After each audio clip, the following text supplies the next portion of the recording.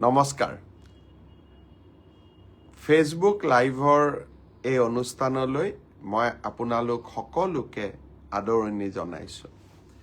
পোনপ্ৰথমে মই আপোনালোকক সকলোকে কৃতজ্ঞতা জনাব বিচাৰিছোঁ যে যোৱা 24 তাৰিখে অসমবাসী ৰাইজৰ আশীৰ্বাদত প্ৰধানমন্ত্ৰী শ্ৰী নৰেন্দ্ৰ মোদী ডাঙৰীয়াৰ সন্মুখত তথা ৬২খনতকৈও অধিক ৰাষ্ট্ৰদূতসকলৰ সন্মুখত আমি অসমৰ ঝুমুৰ নৃত্যক বিশ্ব মঞ্চলৈ লৈ যাবলৈ সক্ষম হ'লোঁ।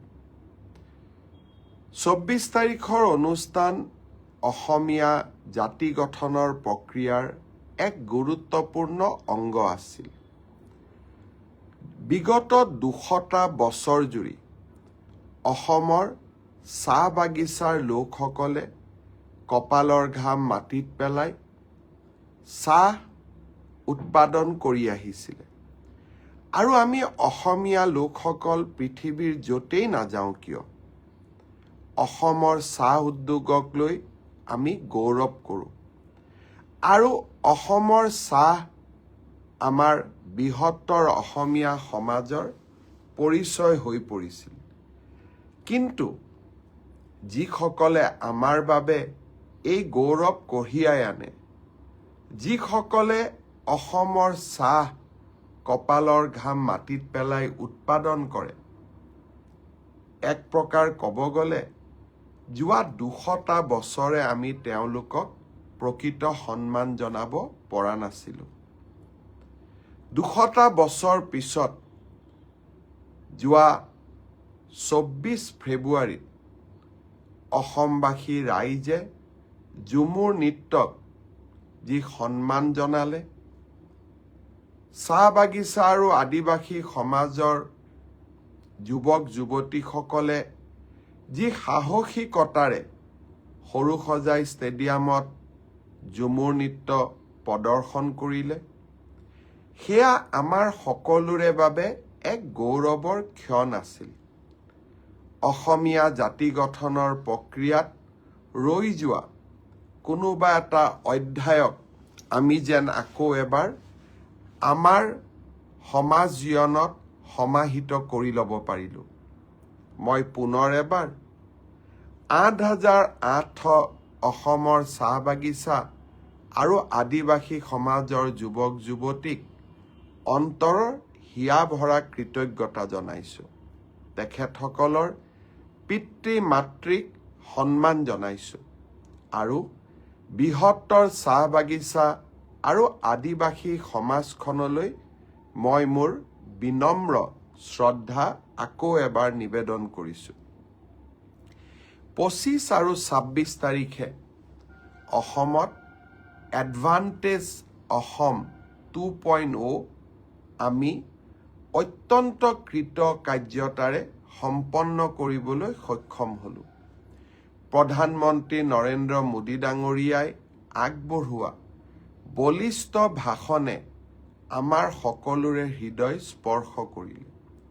ভাৰতৰ প্ৰধানমন্ত্ৰীৰ আসনখন শুৱনি কৰিও অসমৰ দৰে এখন ৰাজ্যত বিনিয়োগকাৰীসকলক বিনিয়োগ কৰিবলৈ তেখেতে যি মুক্ত কণ্ঠে আহ্বান জনালে, ক'ৰবাত এখন নতুন অসমৰ প্ৰতিচ্ছবি আমাৰ বাবে থৈ গ'ল। এখন বলিষ্ঠ অসম, সাহসিক অসম, ঔদ্যোগিক বাতাবৰণেৰে পৰিপূৰ্ণ অসম, এখন নতুন অসমৰ প্ৰতিচ্ছবি নৰেন্দ্ৰ মোদী ডাঙৰীয়াই আমাৰ বাবে থৈ গ'ল। ভাৰতৰ বৈদেশিক পৰিক্ৰমা মন্ত্ৰী ডক্টৰ জয়শংকৰ ডাঙৰীয়াই ৬২খন ৰাষ্ট্ৰৰ ৰাষ্ট্ৰদূতক এডভান্টেজ অসমৰ সন্মিলনলৈ লৈ আহি আমাৰ প্ৰচেষ্টাক বিশ্ব দৰবাৰলৈ লৈ গ'ল। কেন্দ্ৰীয় মন্ত্ৰী নীতিন গাডকাৰী, জ্যোতিৰাদিত্য সিন্ধিয়া, হৰদীপ সিং পুৰী, পীযূষ গোৱেল, সৰ্বানন্দ সোণোৱাল সকলোৱে নিজৰ নিজৰ বক্তব্যত অসমৰ বাবে মেটমৰা সপোন আৰু সম্ভাৰ থৈ গ'ল। ভাৰতৰ উদ্যোগপতিসকলে মুক্ত কণ্ঠে তেওঁলোকৰ নতুন নতুন বিনিয়োগৰ বাবে অসমৰ ৰাইজক এক বিশাল প্ৰতিশ্ৰুতি দি থৈ গ'ল। প্ৰায় 5,23,000তকৈও অধিক টকা অসমৰ ইনফ্ৰাষ্ট্ৰাকচাৰ আৰু ঔদ্যোগিকৰণৰ বাবে বিনিয়োগৰ প্ৰতিশ্ৰুতি অহা 5টা বছৰৰ বাবে তেওঁলোকে থৈ গ'ল। এতিয়া সময় তেখেতসকলৰ লগত ব্যক্তিগতভাৱে আলোচনা কৰা আৰু লাহে লাহে 5 বছৰৰ পৰিৱৰ্তে কৰবাত 3-4 বছৰৰ ভিতৰতে এই সপোনবিলাক বাস্তৱত ৰূপায়িত কৰা। প্ৰতিটো পল, প্ৰতিটো ক্ষণ আমি কাম কৰি যাম। এখন নতুন অসম নিৰ্মাণৰ বাবে এই সমগ্ৰ প্ৰতিশ্ৰুতিসমূহক বাস্তৱত ৰূপায়িত কৰাৰ বাবে আমি কাম কৰিম। চৰকাৰী চাকৰিয়ে অসমৰ নিবনুৱা সমস্যা সমাধান কৰিব নোৱাৰে। প্ৰতি বছৰে অসমত 6 লাখৰ পৰা 7 লাখ নতুন কেঁচুৱাৰ জন্ম হয়।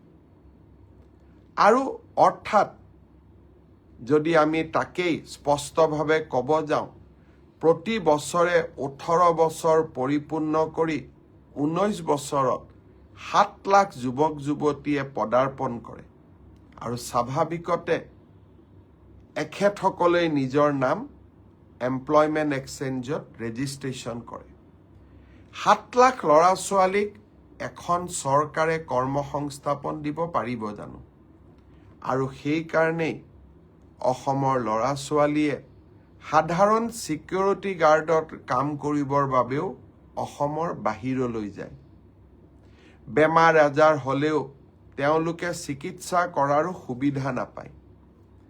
কেতিয়াবা কেতিয়াবা কাৰোবাৰ আকস্মিক মৃত্যু হ'লে তেওঁলোকৰ শৰীৰো অসমলৈ উভতি নাহে।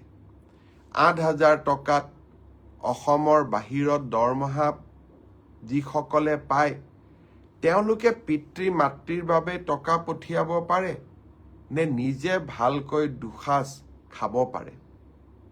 মই বিশ্বাস কৰোঁ অসমত যদি আমি ঔদ্যোগিকৰণৰ পৰিৱেশ এটা নিৰ্মাণ কৰিব পাৰোঁ, এই ল'ৰা ছোৱালীসকলক আমি অসমলৈ উভতাই আনিব পাৰিম। কোনোবা উভতি নাহিলেও আৰু যাতে সন্তান সাধাৰণ চাকৰি কৰিবৰ বাবে বাহিৰত যাব নালাগে তাৰ আমি ব্যৱস্থা কৰিব পাৰিম। অসমৰ উদ্যোগীকৰণ উদ্যোগপতিৰ বাবে নহয়, অসমৰ উদ্যোগীকৰণ আমাৰ নিবনুৱা যুৱক যুৱতীৰ বাবে। মই আশা কৰিম যিসকল উদ্যোগপতিয়ে অসমত উদ্যোগ স্থাপন কৰিবলৈ আগবাঢ়ি আহিব, যিসকলক আমি বিভিন্ন জিলালৈ লৈ যাম, তেওঁলোকক যাতে আমি সকলোৱে আদৰণি জনাওঁ আৰু তেওঁলোকক আমি অসমত উদ্যোগ স্থাপন কৰিবলৈ অনুমতি দিওঁ। মাত্ৰ 3টা বছৰৰ এক আন্দোলন বিবৰ্জিত পৰিৱেশে আমাক ভাৰতৰ অগ্ৰগামী ৰাজ্যসমূহৰ মাজৰ এখন কৰি আজি আমাক প্ৰতিষ্ঠা কৰিলে।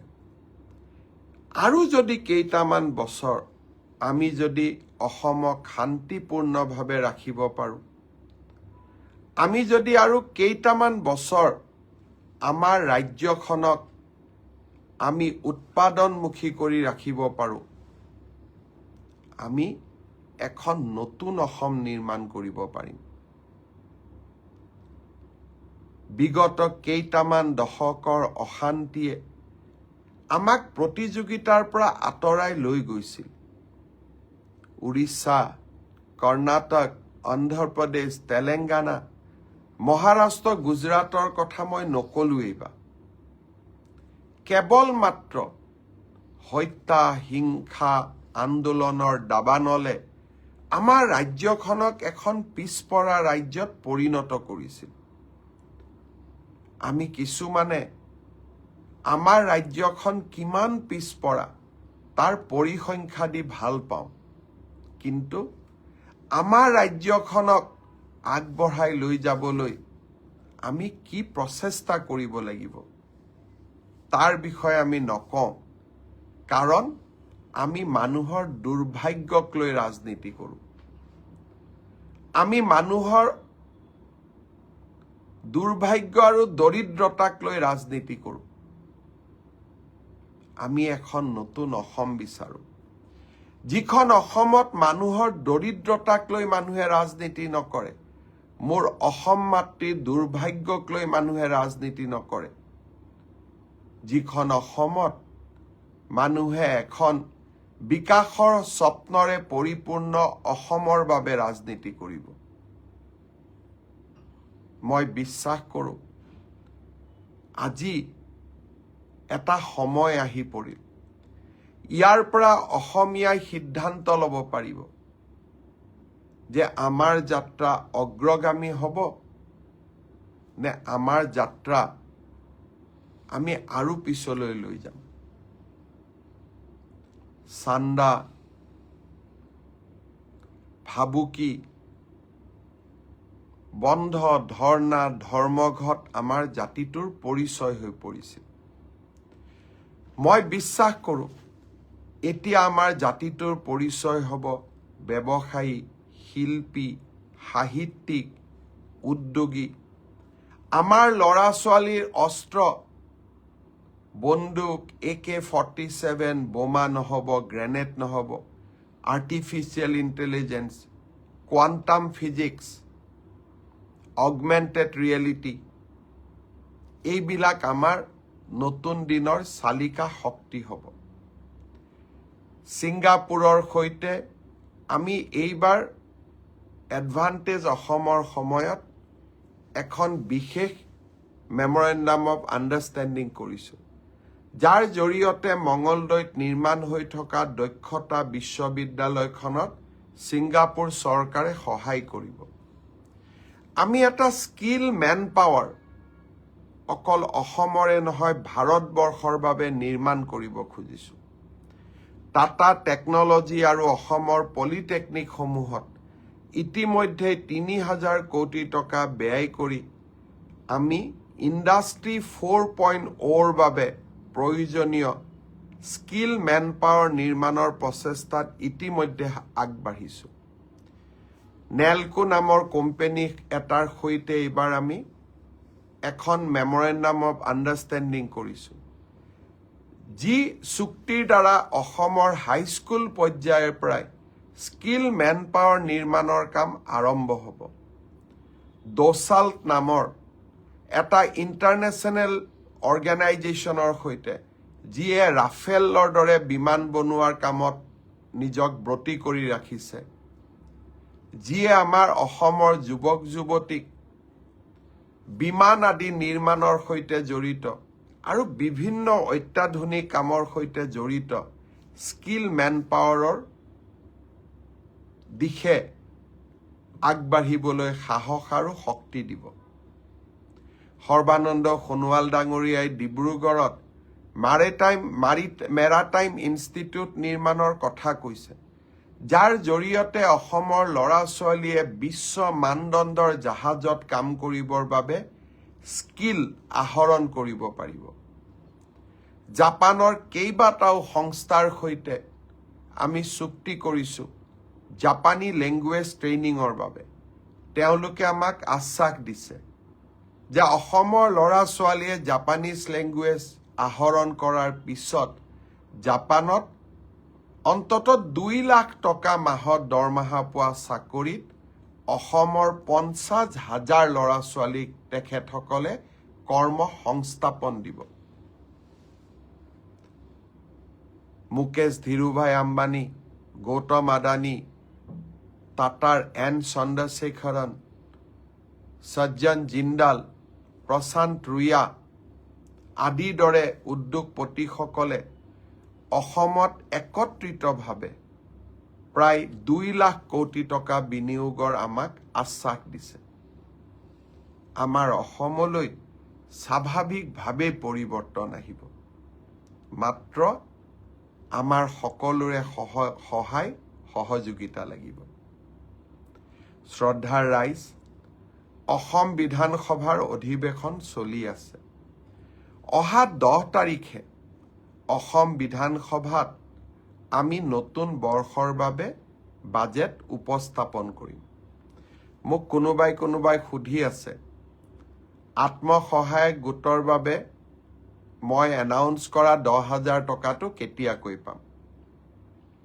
নিৰ্বাচনৰ চূড়ান্ত প্ৰক্ৰিয়া এই মাহত আমি শেষ কৰিম আৰু 1 এপ্ৰিল তাৰিখে বিহালীত প্ৰথম 10,000 টকা আই মাতৃসকলক দি এই আঁচনিখনৰো আমি শুভাৰম্ভ কৰিম।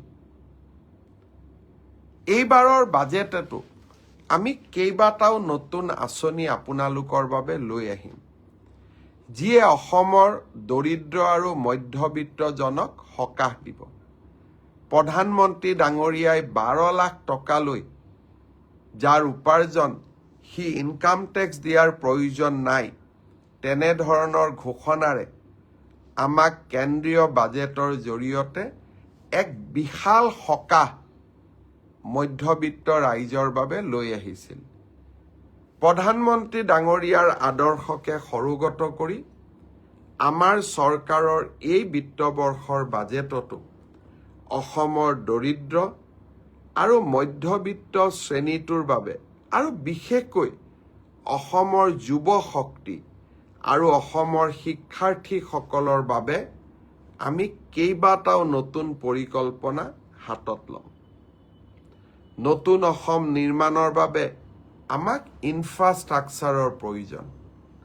ৰাজ্য চৰকাৰে এই বছৰৰ বাজেটত এনে বহুত নতুন ইনফ্ৰাষ্ট্ৰাকচাৰৰ আঁচনিও আৰম্ভ কৰিব। আপোনালোকৰ যদি বাজেটক লৈ কিবা বিশেষ পৰামৰ্শ আছে, উদ্ভাৱনীমূলক পৰামৰ্শ, বহুতে ক'ব মোৰ বিদ্যালয়খন প্ৰাদেশিকৰণ কৰি দিয়ক, তেনে পৰামৰ্শ আমি জানো। কিন্তু এনেকুৱা পৰামৰ্শ যি আমি কোনেও নাজানো, যি নতুন অসম নিৰ্মাণৰ বুনিয়াদ হ'ব পাৰে, যি ইনোভেটিভ হ'ব পাৰে, যিয়ে কেইবাজনো মানুহৰ বাবে কৰ্মসংস্থাপনৰ সৃষ্টি কৰিব পাৰে, যোনে নেকি অসমৰ সমস্যাসমূহ সমাধানৰ ক্ষেত্ৰত বিজ্ঞানসন্মত পৰামৰ্শ আগবঢ়াব পাৰে। তেনে যদি কিবা আপোনালোকৰ পৰামৰ্শ আছে, মোক কমেণ্ট ছেকশ্যনত আপোনালোকে পৰামৰ্শ দিব। কিন্তু বাকী পৰামৰ্শবিলাক মই জানো, প্ৰাদেশিকৰণ কৰিব লাগে, গাঁওবুঢ়াৰ দৰমহা বঢ়াব লাগে, আশা অংগনবাড়ীৰ দৰমহা বঢ়াব লাগে, তেনে পৰামৰ্শবিলাক মই জানো। তাক পৰামৰ্শ বুলি নকয়, তাক উইচ লিষ্ট বুলি কয়। কিন্তু আমাক উইচ লিষ্টৰ লগতে পৰামৰ্শ লাগে, যি নতুন অসমৰ ভেটি নিৰ্মাণ কৰাৰ বাবে আমি সাহস পাওঁ, শক্তি পাওঁ, আইডিয়া পাওঁ। প্ৰবাসী অসমীয়াসকল কোনোবা কলিকতাত আছে, কোনোবা দিল্লীত আছে, কোনোবা মহাৰাষ্ট্ৰত আছে, কোনোবা কৰ্ণাটকত আছে। সেই ৰাজ্যবিলাকত যদি কিবা ভাল কাম হৈছে যি অসমত হোৱা নাই, তেনে পৰামৰ্শও আমাক দিব পাৰে। সুমি হাজৰিকাই গ্ৰেট মামা লিখিছে। কোনোবাই কৈছে এডিআৰই ৰিজাল্টৰ কেতিয়া দিব। মই আজি গোটেই পৰীক্ষাৰ ৰিজাল্টৰ কথা ক'ম, আপোনালোকে অলপ দেৰি মোৰ লগত সহযোগিতা কৰক। হবিব মহম্মদ চৌধুৰীয়ে চাই আছে, লক্ষ্য বৰাই চাই আছে, ভেৰি গুড মামা বুলি কৈছে। পল্লৱী বৰুৱাই মোক সুধিছে ৰিজাল্টৰ ডেট দিয়ক, অলপ ধৈৰ্য ধৰক।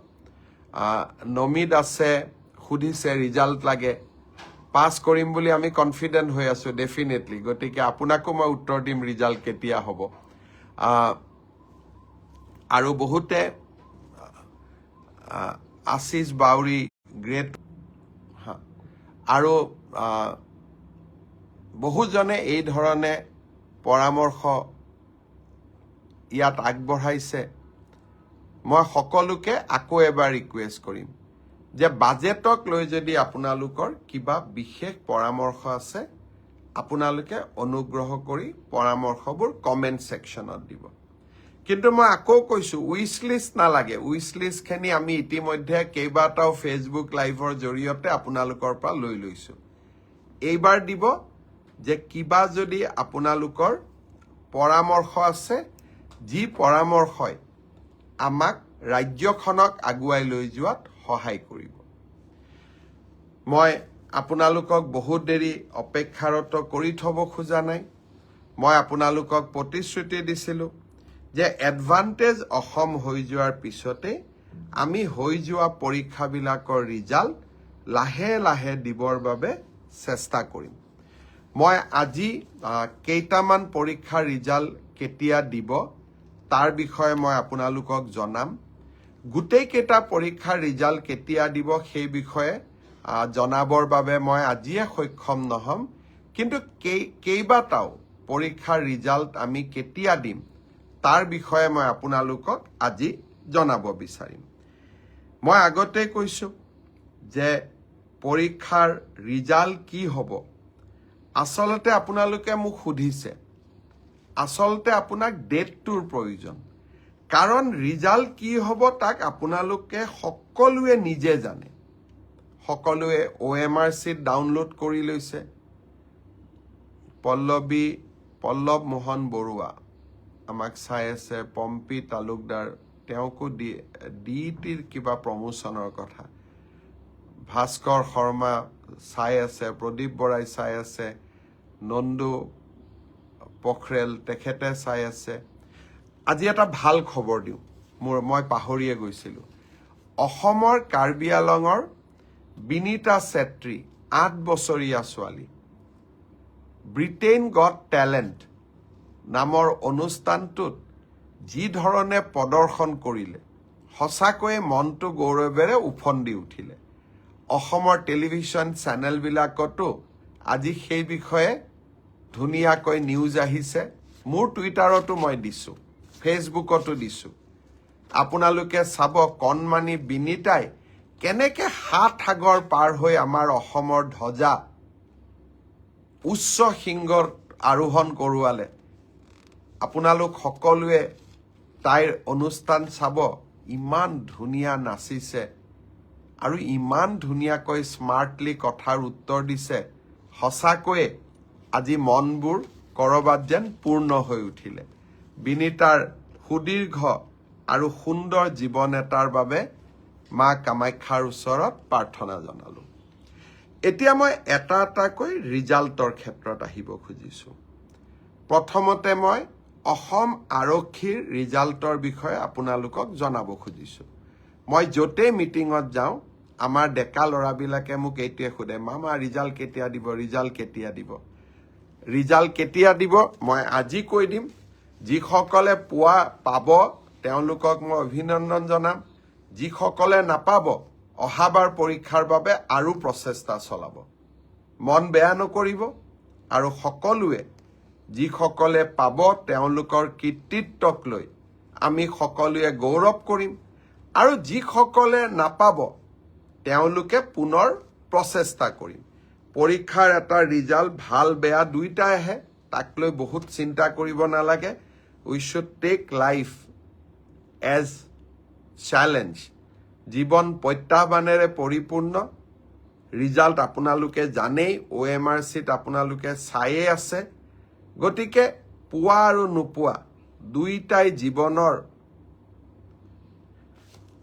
একোটা যাত্ৰাৰ সংগী বুলি আমি ধৰি ল'ব লাগিব। মই এতিয়া আপোনালোকক জনাই থৈ যাম, সাব ইন্সপেক্টৰ আমাৰ UB, AB, কমিউনিকেশ্যন, এই তিনিটা ক্ষেত্ৰত অসম আৰক্ষীয়ে সাব ইন্সপেক্টৰ পোষ্টৰ পৰীক্ষা পাতিছিল। ইয়াত পদ আছিল 203টা। ইয়াৰে ইতিমধ্যে লিখিত পৰীক্ষা হৈ গ'ল, আৰু এই লিখিত পৰীক্ষাত যিসকলে উত্তীৰ্ণ হ'ল, যিসকলে কাট অফ নম্বৰ পাবলৈ সক্ষম হ'ল, তেওঁলোকৰ তালিকা 6 মাৰ্চ তাৰিখে আৰক্ষী বিভাগে প্ৰকাশ কৰিব।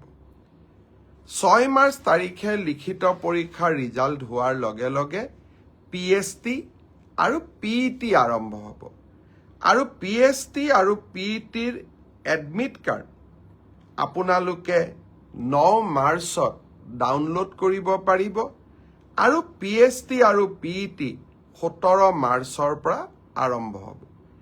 এয়া হ'ল অসম পুলিচৰ সাব ইন্সপেক্টৰ UB, AB আৰু কমিউনিকেশ্যন ইয়াৰ বাবে যি পৰীক্ষা হৈছিল। ইয়াৰ পিছত আমাৰ এটা ডাঙৰ পৰীক্ষা হৈছিল কনষ্টেবল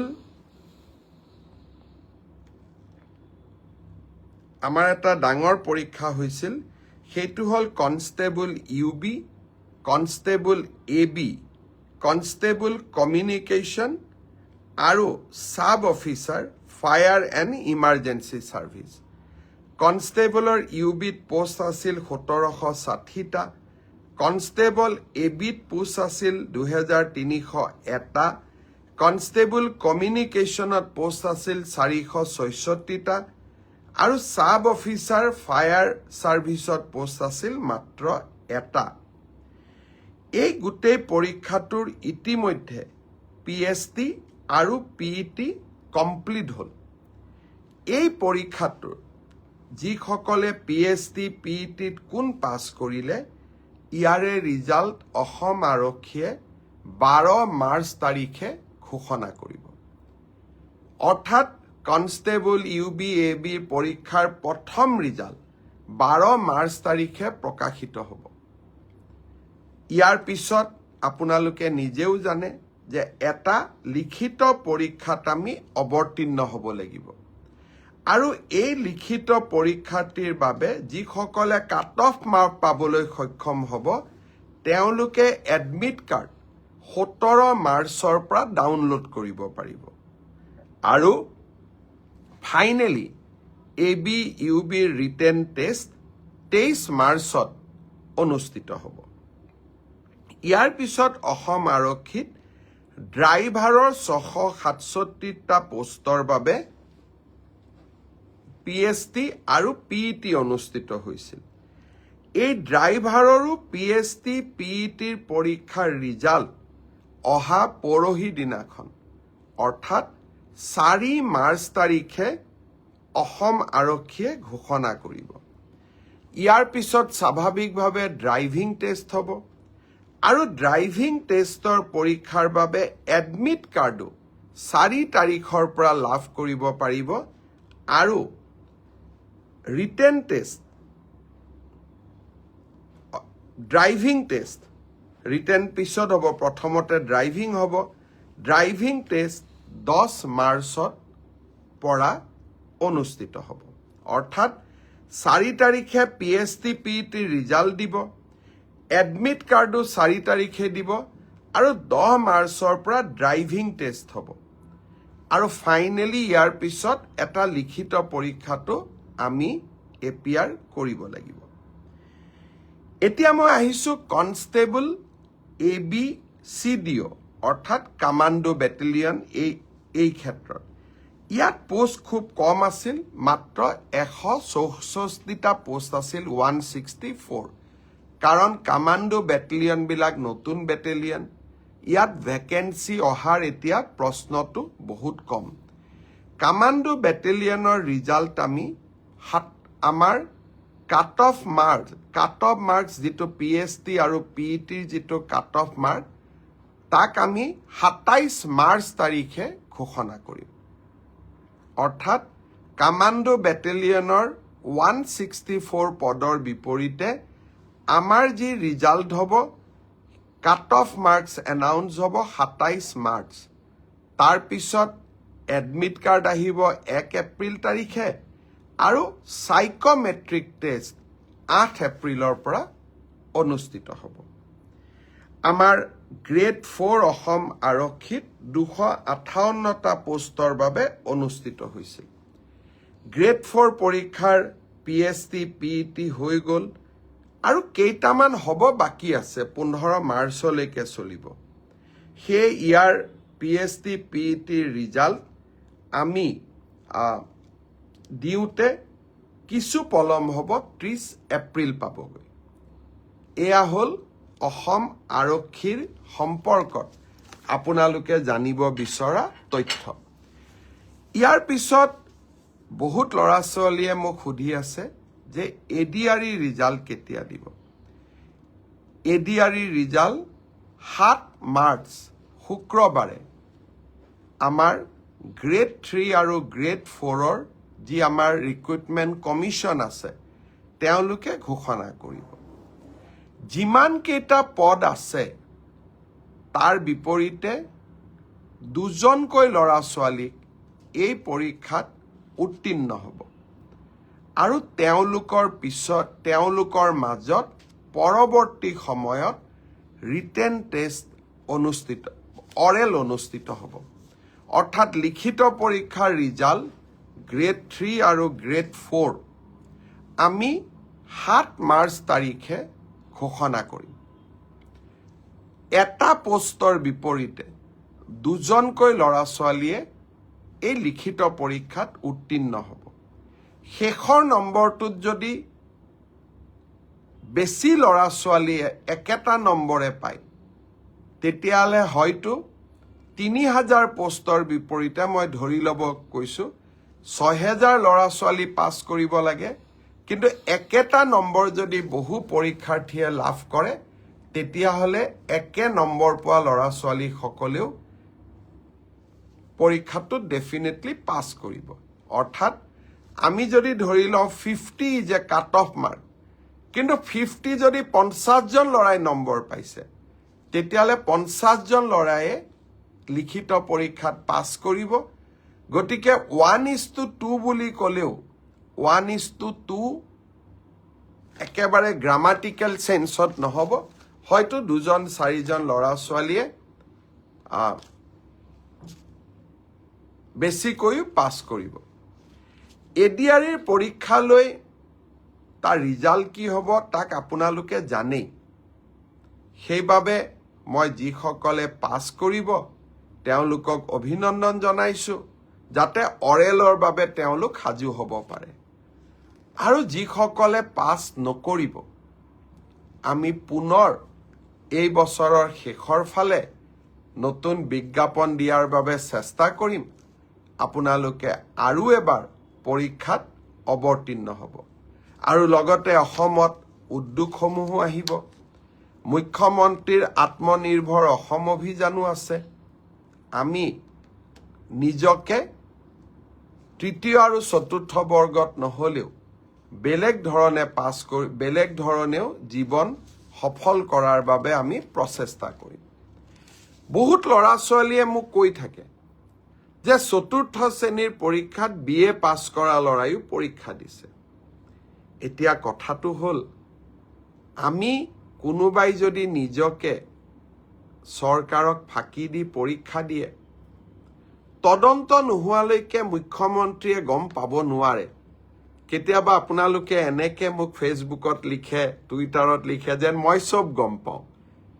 কোনোবা ল'ৰা এজনে যদি BA পাছ কৰিও নিজৰ যোগ্যতাটোক লুকুৱাই পেলাই চতুৰ্থ শ্ৰেণীৰ পৰীক্ষাত আবেদন কৰে, মুখ্যমন্ত্ৰীজনে কেনেকে গম পাব? আপোনালোকে খবৰ দিব। আপোনালোকক আমি সুবিধা দিম যে এনে যিসকল লোকে আপোনালোকে দেখিব যে লিখিত পৰীক্ষাত পাছ কৰিছে কিন্তু এডুকেশ্যনেল কোৱালিফিকেশ্যনক তেওঁলোকে লুকুৱাই ৰাখিছে, আমি সুবিধা দিম আপোনালোকক অভিযোগ দিয়াৰ বাবে, যাতে অৰেল পৰীক্ষা হোৱাৰ আগতে বা মৌখিক পৰীক্ষা হোৱাৰ আগতে আমি আপোনালোকৰ অভিযোগবোৰ নিৰ্দিষ্ট ইউনিভাৰ্চিটি লগত কথা পাতি আপোনালোকৰ অভিযোগবোৰ যাতে আমি নিষ্পত্তি কৰিব পাৰোঁ। আৰু এটা পৰীক্ষাৰ বিষয়ে মই জনাব খুজিছোঁ, সেইটো হ'ল post graduate teacher. Post graduate টিচাৰৰ ক্ষেত্ৰত মোক বহুতে সুধি আছে ৰিজাল্ট কেতিয়া দিব। কিন্তু পোষ্ট গ্ৰেজুৱেট টিচাৰৰ পৰীক্ষা হৈ যোৱাৰ পিছত ইয়াৰ যি আনচাৰ কি আছিলে সেই এনচাৰ কি আপোনালোকৰ সন্মুখত আমি দিছিলোঁ। আপোনালোকৰ মাজৰে বহুজনে এই এনচাৰ কিখিনিক প্ৰত্যাহ্বান জনাইছে, অৰ্থাৎ চেলেঞ্জ কৰিছে 2-3টাৰ ক্ষেত্ৰত। ইয়াৰ ক্ষেত্ৰত সিদ্ধান্ত ল'বলৈ 11 মাৰ্চ তাৰিখে এক্সপাৰ্ট কমিটি তেওঁলোকে এখন বৈঠক আহ্বান কৰিছে যে যিসকলে এনসাৰ কি চেলেঞ্জ কৰিছে তেওঁলোকৰ যি আমাক কৈছে যে আপোনালোকৰটো ভুল আমাৰটো শুদ্ধ প্ৰতিখন আবেদন আমি পুংখানুপুংখভাৱে বিবেচনা কৰিব লাগিব যাতে আমাৰ ভুল হলেও আমি শুদ্ধ কৰি নিজকে ল'ব পাৰো দিলীপ শইকীয়া ডাঙৰীয়া আমাৰ অসম ৰাজ্যিক বিজেপিৰ সভাপতি তেখেতেও এই ব্ৰডকাষ্ট চাই আছে দিলীপ শইকীয়া ডাঙৰীয়াক মই বহুত ধন্যবাদ জনাইছো যে আপুনি এই ব্ৰডকাষ্ট চোৱাৰ বাবে অলপ সময় উলিয়াইছে আপোনাক বহুত ধন্যবাদ জনাইছো এতিয়া 11 মাৰ্চ তাৰিখে এক্সপাৰ্ট কমিটি বহাৰ পিছত আপোনালোকক মই জনাব পাৰিম যে আমি কেতিয়া পোষ্ট গ্ৰেজুৱেট টিচাৰৰ পৰীক্ষাৰ ফলাফল দিব পাৰিম সেই ধৰণে এলপি এমই পৰীক্ষাৰ ফলাফলৰ বিষয়েও আজি যেনেকৈ অসম আৰক্ষীৰ বিষয়ে মই একেলগে জনাইছো 11 মাৰ্চৰ পিছত মই শিক্ষা বিভাগৰ গোটেই কেইটা নিযুক্তিৰ সম্পৰ্কত আপোনালোকক এনেকৈ আগতীয়াকৈ জনাবৰ বাবে মই প্ৰচেষ্টা কৰিম তাৰ বাবে আপোনালোকে মোৰ পৰৱৰ্তী অৰ্থাৎ 11 মাৰ্চৰ পিছৰ কোনোবা এটা ফেচবুক লাইভৰ অনুষ্ঠানৰ বাবে অপেক্ষা কৰিব লাগিব পুনৰ এবাৰ আপোনালোকক ধন্যবাদ জনাইছো প্ৰায় 12,500 ব্যক্তিয়ে এই ফেচবুক লাইভ অনুষ্ঠান প্ৰত্যক্ষভাৱে চাই আছে জিতু দাস ডাঙৰীয়াই লিখিছে গ্ৰেট CM HBH ছাৰ মৰমখিনি লৈছো কিন্তু মইতো গ্ৰেড হ'ব নোৱাৰো টিকা কেশৱ তিমিছা তেওঁ গুড ইভিনিং দিছে ৰমেন্দ্ৰ নাৰায়ণ কলিতা আমাৰ বিধায়ক তেখেতে এই ফেচবুক লাইভ অনুষ্ঠান চাই আছে মই ধন্যবাদ জনাইছো মন্ত্ৰী পীযুষ হাজৰিকাই এই ফেচবুক লাইভ অনুষ্ঠান চাই আছে তেখেতকো মই ধন্যবাদ দিছো অনিল কুমাৰ কুটুম তেখেতে ফেচবুক লাইভ চাই আছে মই ধন্যবাদ জনাইছো মনীষ ভৰালী ধন্যবাদ জনাইছো আফসাৰ আলী ধন্যবাদ জনাইছো হবিদ মহম্মদ চৌধুৰী ধন্যবাদ জনাইছো লক্ষ্যজিৎ বৰদলৈ ধন্যবাদ জনাইছো কেইটামান নাম মই পঢ়িব পৰা নাই তথাপিতো মই সকলোকে ধন্যবাদ জনাইছো মমিতা নাথ মই ধন্যবাদ জনাইছো কল্যাণী ৰয় আপুনি চাই আছে মই আপোনাক ধন্যবাদ জনাইছো সীমান্ত শইকীয়া মই ধন্যবাদ জনাইছো তুলিৰাম ৰংহাং ডাঙৰীয়াই ফেচবুক লাইভ চাই আছে মই আপোনাক ধন্যবাদ জনাইছো সুকন্যা মৰাণ ফেচবুক লাইভ চাই আছে মই ধন্যবাদ জনাইছো পৰীক্ষিত দত্ত মই ধন্যবাদ জনাইছো অহাকালি অসম বিধানসভাত জাষ্টিস বিপ্লৱ শৰ্মা কমিটিৰ প্ৰতিবেদন সম্পৰ্কে আলোচনা হ'ব অতীতৰ গহ্বৰলৈ মই যাবলৈ বিচৰা নাছিলো কিন্তু যিয়ে নহওক কংগ্ৰেছ দলে দাবী জনালে বিধানসভাত এই কমিটিৰ প্ৰতিবেদন আনিব লাগে তেওঁলোকৰ দাবীক সন্মান জনাই বিধানসভাত এই কমিটিৰ প্ৰতিবেদন দাখিল কৰা হ'ল অহাকালি এই কমিটিৰ প্ৰতিবেদনখন সদনত আলোচনা হ'ব আজি আমি নিযুক্তিৰ কথা কৈছো অসমৰ যুৱক যুৱতীৰ ভৱিষ্যতক লৈ কংগ্ৰেছ দলে কেনেকৈ হেতালি খেলিছে আৰু এক পংকিল পৰিৱেশৰ মাজত কি ধৰণে মই টেট শিক্ষকৰ নিযুক্তিত স্বচ্ছতা আনিবলৈ যত্ন কৰিছিলো অহাকালিৰ প্ৰতিবেদনৰ ওপৰত আলোচনা হ'ব আপোনালোকে আকৌ এবাৰ তাক শুনিবলৈ পাব আৰু গৌৰৱ কৰিব যে প্ৰধানমন্ত্ৰী নৰেন্দ্ৰ মোদী ডাঙৰীয়াৰ আশীৰ্বাদত আপোনালোকৰ আশীৰ্বাদত আজি কেনেকৈ আমি নিযুক্তিৰ প্ৰক্ৰিয়ালৈ স্বচ্ছতা লৈ আহিছো এডিআৰই ৰিজাল্ট দিয়াৰ পিছত ৰিজাল্ট চিটটো চালে দেখা পাব যে কেনে পক্ষপাতবিহীন আৰু মেধা খাৰঠি কৰি আমি কেনেকৈ প্ৰত্যেকটো পৰীক্ষাৰ ৰিজাল্ট দিবলৈ চেষ্টা কৰিছোঁ। যোৱা কেইদিনমান আগত অসম লোকসেৱা আয়োগৰ পৰীক্ষাত কৃতিত্ব সহকাৰে উত্তীৰ্ণ হোৱা যুৱক যুৱতীসকলক নিযুক্তি পত্ৰ দিওঁতেও মই প্ৰত্যক্ষ কৰিছিলোঁ যে কেনেকৈ অসমৰ মধ্যবিত্ত আৰু দৰিদ্ৰ সমাজখনৰ সপোনবিলাক আমাৰ চৰকাৰে মেধাৰ ভিত্তিত নিযুক্তিৰে পূৰ্ণ কৰিবলৈ সক্ষম হৈছে। তেনে যাত্ৰা অব্যাহত থাকিব। শেষত এডিআৰই পৰীক্ষাৰ ৰিটেনৰ পিছত বহুজনে হোৱাটছআপ যোগে আপোনালোকৰ এডমিট কাৰ্ডসমূহ মোৰ ওচৰলৈ পঠিয়াইছিল সহায় বিচাৰি। বহুজনে ব্যক্তিগতভাৱে লগ পায়ো মোক এডমিট কাৰ্ড দিছিলে যে মামা দাদা পাৰিলে সহায় কৰি দিব। মই বিনম্ৰতাৰে আপোনালোকৰ ওচৰত ক্ষমা খুজিছোঁ। আপোনালোকৰ এই অনুৰোধ মই ৰাখিব নোৱাৰিলোঁ, কাৰণ মেধাৰ ভিত্তিত নিযুক্তি আৰু মেধাৰ ভিত্তিত এডিআৰই পৰীক্ষা সম্পন্ন কৰাৰ বাবে আমি প্ৰতিশ্ৰুতিবদ্ধ। আশা কৰোঁ আপোনালোকে মোৰ অক্ষমতাক আপোনালোকে বুজি পাব আৰু আপোনালোকে মোক যেন কোনো কাৰণে বেয়া নাপায়। পুনৰ এবাৰ সকলোকে ধন্যবাদ জনালোঁ, অভিনন্দন জনালোঁ ফেচবুক লাইভ অনুষ্ঠান চোৱাৰ বাবে। আকৌ লগ পাম। বহুত বহুত ধন্যবাদ। জয় হিন্দ, বন্দে মাতৰম।